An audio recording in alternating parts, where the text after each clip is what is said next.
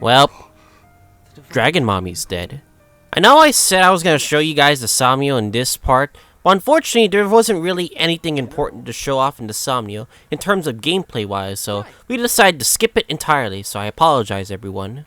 So our next area is going to be a village area, and oh boy, I cannot wait to talk about the units of this area, because we're going to have really good characters that will probably carry me through the first half of Maddening mode, and then we're probably going to like use them later on, so I don't know.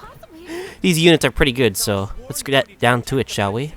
So in this part, we're gonna have a new emblem on our side, and yes, we're gonna get Celica, and yes, Celica is gonna be equipped towards a unit that I'm gonna explain a bit later. And also, we have the Sigurd ring, which is gonna be equipped on Alfred because one, he is a lance unit, and he'll need all the movement that he can get to catch up to these units, and also the canter. And also the stats to basically survive this entire map entirely, because one, he'll likely get doubled, but I need him to at least do a lot of damage for this run as well. So this plan that I have for my strategy is that I'm going to put 4 units on the south side of the map to take care of the enemies, as well as getting the village as well. So I have Etier, Boucheron, I have Clan, and Celine take care of the south side of the map. And I have Vander, I have Alir, I have Fram, and Alfred take care of the top side of the map. And also don't forget that village has a javelin that we can obtain. Unfortunately, I won't be able to make use out of it until we get to Chloe and Louis, which I will talk about in just a second. So Louis has no problem standing on top of the fort, so he can tank a bunch of enemies, which is pretty much physical for him. And he has a lot of defense, so he'll be able to bulk up pretty well. And Chloe will be able to take care of the mages because of the amount of damage she's able to do to double these mages as well. Now, during my hard playthrough, I really love Celine. However, for this Celine, I'm just gonna rate her C tier because her biggest flaw potential is not getting enough stats towards late game. Although in the early game you're gonna actually carry with Celine, especially with the Celica ring.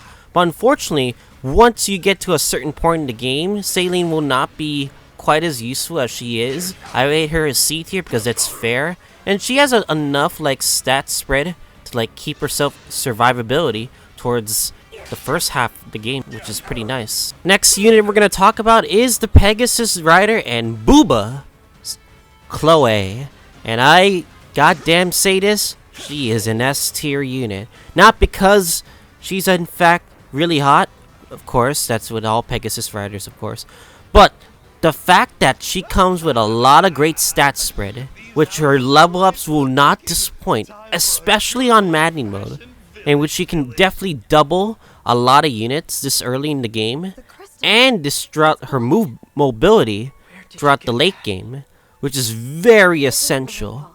So yeah, I rate her as an S tier because she's a very solid early Pegasus Knight unit that will definitely not disappoint you in terms of level ups, whether it be Maddening, fixed growths, or random.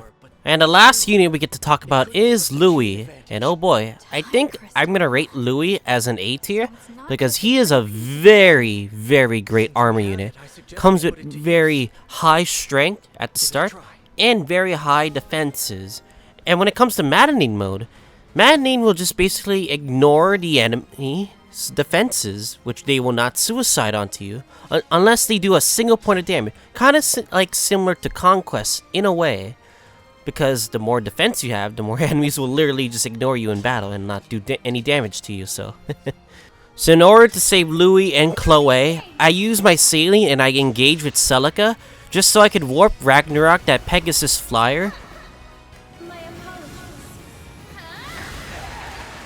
So after clearing both the top side and the bottom side of the map, you should have no problem converging your units together until you get to the boss. In which, by the way, the objective is killing the boss, so as long as you have no problem getting your Celica engaged back up, you'll have no problem defeating the boss and the rest of the enemies back on the way out. This chapter is fairly easy if you do your right sort of strategy together. And that is the end of Chapter 4, as with the MVP going to Celine. As long as you have the right strategies in mind, you'll have no problem with this chapter. So yeah, next time on Maddening Part 4, we're going to be covering a really big chapter. And I'm going to go through what it is what happened and what you really need to do. So see you guys all next time.